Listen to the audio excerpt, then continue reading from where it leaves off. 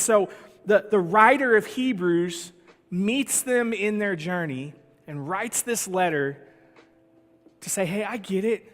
You're feeling overwhelmed.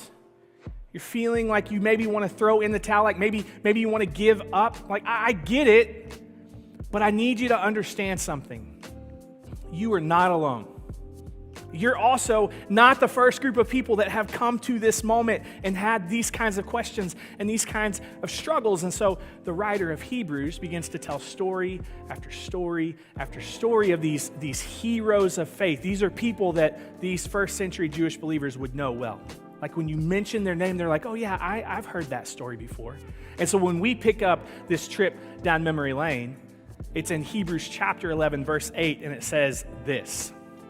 It was by faith that Abraham obeyed when God called him to leave home and go to another land that God would give him as his inheritance. He went without knowing where he was going. And even when he reached the land God promised him, he lived there by faith. For he was like a foreigner living in tents, and so did Isaac and Jacob, who inherited the same promise. You see, in Hebrews chapter 11, Abraham is mentioned more than any other hero of faith.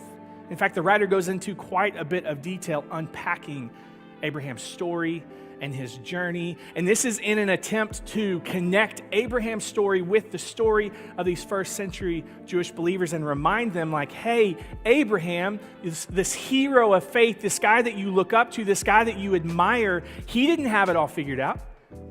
He didn't have all of the details. He didn't even know where he was going, but he said yes.